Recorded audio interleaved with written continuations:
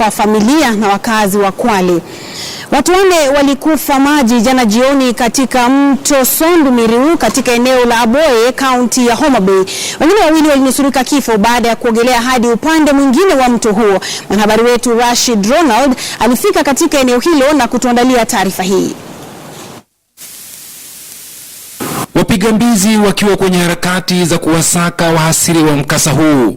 Mapema leo walifanikiwa kupata mwili wa mmoja wao, 3 ikisalia kufikia jioni. Wale hao walikuwa miongoni mwa wanaume 6 waliovuka mto huu kupitia mashua waliotumia pasi na idhini ya mwenyewe. Walipofika ng'ambo wakabugia pombe aina ya chang'aa. Kinajani iliwapata walipokuwa wakirejea nyumbani baada ya mashua hiyo kupinduka. Mwenye mkufa sasa ni ndugu yangu, ananifuata mara ya 3. Jana tulikuwa na yeye mchana kidogo. Tukaongea na yeye, alikuwa anakuja nyumbani, mimi nimenunua shamba Kadongo. Sasa tulikuwa Kadongo. Akakuja.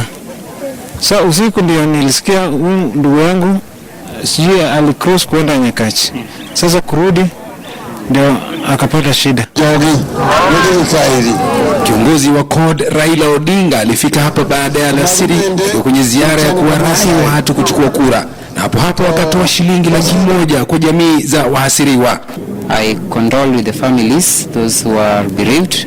This is one of the unfortunate incidences taking place in our border between us and Nyakachi, which is Homa Bay County and Kisumu County.